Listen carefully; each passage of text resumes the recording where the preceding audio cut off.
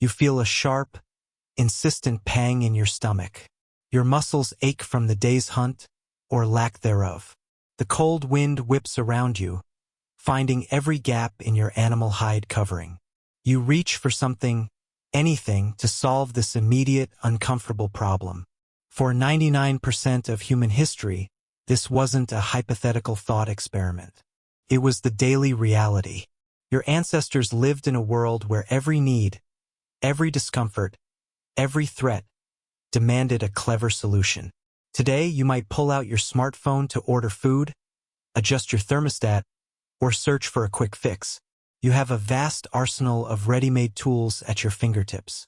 But what if you had nothing? What if the tool you needed didn't exist yet, not even as an idea? What would you invent? You probably imagine stone axes, spear tips, and crude knives when you think of ancient tools. And you'd be right to a point. These lithic or stone tools were foundational, a testament to early human ingenuity. Yet, focusing solely on stone is like judging modern technology by only looking at concrete. It misses the incredible, often surprising, complexity of other materials. It overlooks the true depth of your ancestors' inventive minds. Your ancestors were not just flint knappers. They were master engineers, chemists, and tailors, working with materials that rarely survive the ravages of time. They crafted objects that would seem utterly alien, or even impossible, if you found them today without context. What hidden wonders did they create, beyond the familiar, that radically transformed their lives? Consider the atlatl, sometimes called a spear thrower. It's a deceptively simple device. A long, slender shaft, usually made of wood, with a hook or socket at one end that engages the butt of a dart or spear. You might think it's just a stick for throwing another stick. But its impact was revolutionary. Imagine holding a spear, ready to hurl it. Your arm provides all the power, limited by the length of your reach. Now, picture extending your arm by another 2 or 3 feet with a rigid lever. The atlatl acts as a literal extension of your throwing arm, creating more leverage and increasing the effective length of your throwing arc. This simple mechanical advantage translates into astonishing power and range. A spear launched with an atlatl flies faster, farther, and with far greater force than one thrown by hand alone. It could penetrate the thick hides of woolly mammoths or bison from a safer distance. Archaeological evidence for the atlatl stretches back over 17,000 years, with some researchers, like Dr. Bruce Bradley, suggesting even earlier origins in certain contexts. Fragments have been found across continents, from the Magdalenian sites in Europe, often intricately carved with animal motifs, to the ancient Americas, where it was a primary hunting weapon for millennia before the bow and arrow. Was this merely a better way to hunt, or did it fundamentally alter human interaction with their environment? You stand on the edge of a vast, grassy plain. A herd of bison grazes in the distance, their massive forms dark against the horizon. You hold your atlatl, its smooth wood warm in your grip. Your arm tenses, your eyes fixed on a target. With a swift, fluid motion, you launch the dart. The spear hisses through the air, propelled by a force that feels almost magical, striking its mark with a satisfying thud. This wasn't just about killing. It was about efficiency, safety, and the ability to provision a larger group. It allowed hunters to specialize, to innovate, to thrive. But for all its power, the atlatl was still a tool of the hunt. What about the tools that provided comfort, protection, and literally held your ancestors' lives together? Here we enter the realm of the truly unexpected, the bone needle. You might think of early humans as rough, unkempt figures, draped in loosely tied animal skins. While that image holds some truth for extremely early periods, it drastically underestimates the sophistication that emerged tens of thousands of years ago. The discovery of remarkably fine, polished bone needles, some barely larger than a modern sewing needle, at sites like Denisova Cave in Siberia, dating back over 50,000 years, reshapes this perception. Dr. Svante Pääbo's team, working on early hominin DNA and artifacts, highlighted the advanced craftsmanship evident in such tools. suggesting a much earlier emergence of complex behaviors. These weren't just blunt awls for punching holes. These were tools with meticulously drilled eyes, capable of passing thread through stitched hides. What does this imply? Tailored clothing. Think about that for a moment. Tailored clothing means garments precisely cut and sewn to fit the human form, providing superior insulation against the bitter cold of Ice Age environments. It means the ability to create complex shelters, waterproof coverings, and even early forms of woven containers or nets. Imagine the difference between wrapping yourself in a raw hide versus wearing a fitted parka, lined with fur, sewn with sinew thread, and perhaps even decorated with beads.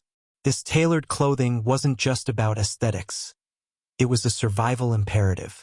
It allowed humans to push into colder climates, to expand their territories, and to endure conditions that would otherwise be lethal. It was a tool for warmth, yes, but also a tool for migration, for resilience, for flourishing in the harshest environments. How much of your daily comfort do you owe to a perfectly fitted piece of fabric? Now, let's dive into something even more fundamental, something that literally bound ancient life together: prehistoric superglue.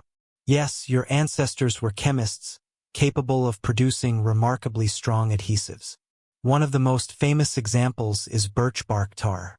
This isn't just sticky sap. Birch bark tar is a sophisticated adhesive, produced by heating birch bark in an oxygen-deprived environment, a process known as dry distillation. It's not easy to make. It requires careful temperature control, often involving sophisticated pit ovens or stacked bark arrangements. Yet, archaeological evidence, like the famous finds from Königsau in Germany, shows Neanderthals were using birch tar as far back as 80,000 years ago, perhaps even earlier. Researchers like Patrick Schmidt and Marcel Weiss have meticulously recreated these ancient methods, demonstrating the skill required. Why go to all that trouble? Because this tar was incredibly versatile. It was the ultimate ancient binder. It was used to haft, or attach, stone spearheads and axe blades to wooden shafts, creating composite tools that were far more effective than a simple handheld stone. Could seal joints, waterproof containers, and repair breaks. Imagine a spear with a stone point that constantly wobbles or falls off. Now imagine one solidly fixed, an extension of your arm, reliable in the moment of truth. You are meticulously shaping a flint blade, its edges razor sharp. You prepare a wooden shaft, carefully selected for its strength and straightness. Then you take a small lump of hardened black tar, warming it over a low fire until it becomes pliable and sticky. With practiced hands, you carefully press the flint into a prepared slot in the wood, then apply the tar, molding it around the base of the blade, creating a secure, unyielding bond. This isn't just assembling parts. It's an act of deep material understanding, a fusion of elements that creates something entirely new and more powerful. What modern innovation relies on a bond you never even consider? Here's the counterintuitive twist. The craziest, most impactful tools were often not the ones that helped you kill the biggest animal, but the ones that enhanced precision, comfort, and efficiency in everyday life. They weren't always about brute force. They were about finesse. The atlatl provided a safer, more efficient hunt, yes, but the bone needle allowed for tailored clothing that made colder environments survivable, fundamentally expanding human range. And birch tar? It allowed for the creation of composite tools, turning two weak components into a single, strong, reliable whole. These were the tools that made life sustainable, not just possible. They were the silent enablers of advanced social structures and cultural expression. These seemingly mundane inventions, a stick to throw another stick, a tiny bone with an eye, a sticky black goo, transformed the ancient world in ways that stone tools alone could not. They demonstrate a profound human capacity for abstract thought, for understanding cause and effect, for chemical and mechanical engineering. They allowed your ancestors to not just survive, but to truly thrive in environments that would otherwise have been uninhabitable. They allowed them to spend less time simply enduring, and more time innovating, communicating, and creating. Today, you might take for granted the intricate mechanisms that allow your car to run, the complex textiles of your clothing, or the invisible glues holding your electronics together. You are surrounded by composite tools, by tailored solutions, by technologies that extend your reach and enhance your comfort. The drive to innovate, to solve problems with ingenious solutions, to make life just a little bit easier or more effective, is not a modern phenomenon. It is etched into your very DNA, a legacy passed down through countless generations. Your hands, so accustomed to tapping on a screen, still hold the same potential for ingenuity, the same capacity for invention, that allowed your distant ancestors to transform their world with a bone, a stick, and some sticky black tar.